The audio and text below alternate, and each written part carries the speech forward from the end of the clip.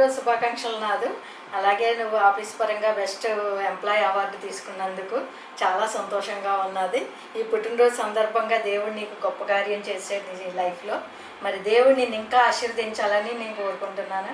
ఇంకా అంచెలంచెలుగా నువ్వు ఎదగాలని నేను దేవునికి ప్రార్థిస్తున్నాను.